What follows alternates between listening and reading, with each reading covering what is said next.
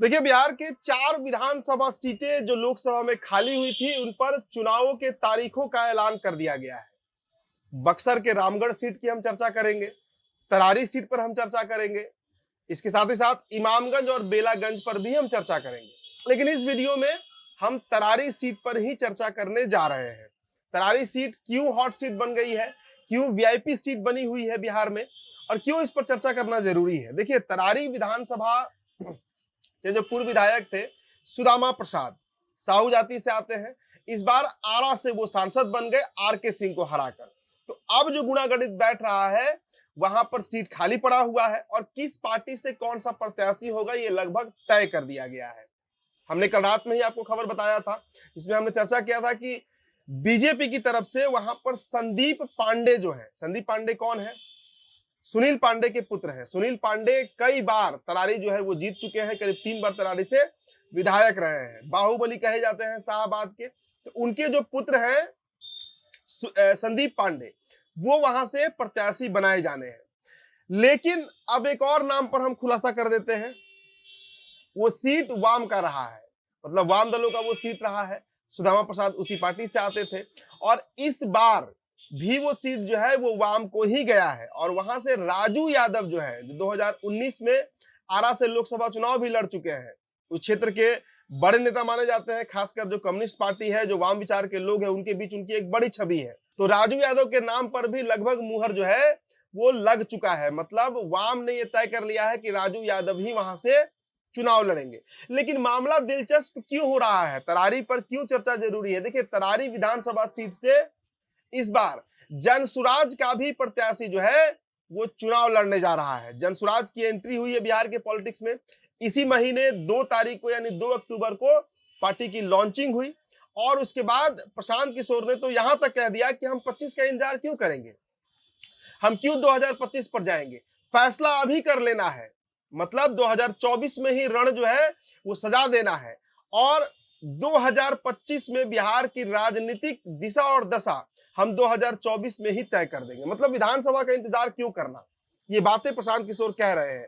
और इस बार इन चारों सीटों पर जो यहाँ पर चुनाव है, इमामगंज, बेलागंज, रामगढ़ और तरारी, इन चारों सीटों पर जनसुराज के प्रत्याशी उतरेंगे। तरारी से कौन सा प्रत्याशी होगा? देखिए, एक नाम जिस पर चर्चा चल रही है, वो नाम बक्सर से इस बार लोकसभा निर्दलीय लड़ने वाले पूर्व आईपीएस रहे आनंद मिश्रा का चल रहा है।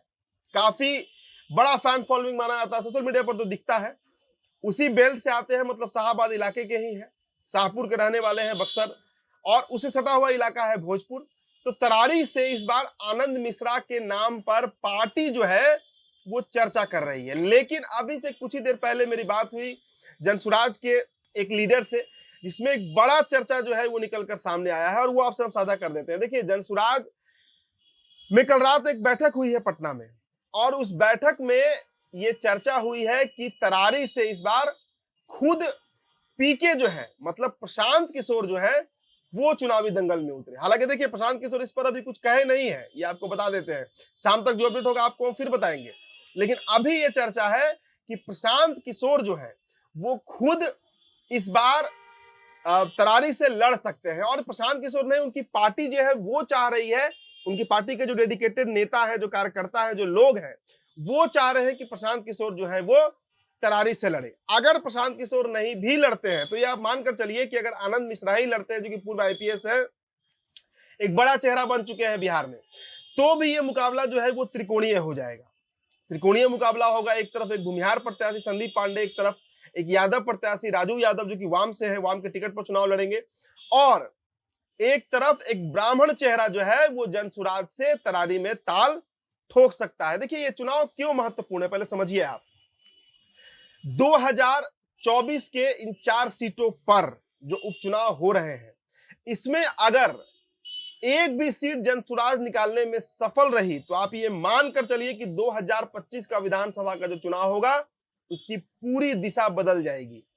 मतलब एक जो ट्रेडिशनल पॉलिटिक्स चल रहा है बिहार में, जिसमें नीतीश कुमार है, जिसमें तेजस्वी प्रसाद यादव है, जिसमें बीजेपी है, जिसमें चिराग पासवान है, उसमें एक स्थान अपना प्रशांत किशोर बनाने में सफल हो जाएंगे। और ना सिर्फ स्थान बनाने में सफल होंगे, बल्कि आप इसको इस तरीके से भी समझ सकते हैं कि अगला विधानसभा चुनाव ये तय कर देगा कि बिहार में हो सकता है कि सत्ता परिवर्तन भी हो। इसके अलावा एक और बात पर नजर बनी रहेगी कि प्रशांत किशोर की पार्टी जिन 4 सीटों पर चुनाव लड़ रही है, जो 4 सीट पर चुनाव है, उसमें वोट किसका काट रही है, यह भी देखना बड़ा दिलचस्प और महत्वपूर्ण रहेगा। तो 13 नवंबर को मतदान होना है, 23 तारीख को वोट काउंट होना है, और ये बड़ी खबर निकलकर जनसुराज की तरफ से आई है, इसलिए हमने सोचा कि आपसे साझा करें कि तरारी विधानसभा सीट जो है उस पर से एक तरफ संदीप पांडे है बीजेपी से, राजू यादव है सीपीआई से, और तीसरी तरफ जो थर्ड फ्रंट, तीसरा मोर्चा जो बन रहा है वो आनंद मिश्रा के नाम पर है। या ये भी हो सकता है कि पूरे देश में उस सीट पर चर्चा होने लगे अगर प्रशांत किशोर उस सीट से चुनाव लड़ने उतर जाए तो देखिए बेहद दिलचस्प मुकाबला जो है ना वो तरारी विधानसभा सीट में देखने को मिल सकता है, क्योंकि अगर प्रशांत किशोर उतरते हैं तब तो वहां सच में बड़ा कड़ा मुकाबला हो जाएगा। क्योंकि प्रशांत किशोर वो नेता है जो दावा करते हैं कि हम इसको जिता सकते हैं, इसको जिता सकते हैं, बोली लगाते हैं कि फलाना को जिता देंगे। 2015 में उन्होंने बिहार में करके दिखाया, कई राज्यों में उन्होंने करके दिखाया है, बंगाल है, आंध्र है, कई राज्यों में उनका डंका बजा है, उत्तर प्रदेश में कई जगहों पर उन्होंने ये साबित किया है कि वो चुनाव स्ट्रेटेजिस्ट बहुत तगड़े हैं, चुनावी रणनीतिकार बहुत तगड़े हैं। तो देखिए क्या कुछ गुणा गणित बन रहा है, क्या समीकरण बन रहा है, लेकिन इसकी चर्चा जरूर है जो आपसे हम साझा कर रहे हैं। तो अगले वीडियो में मिलते हैं एक और विधानसभा सीट के साथ। फिलहाल इस रिपोर्ट में इतना ही। मेरा नाम उदित तारन है, बहुत बहुत शुक्रिया।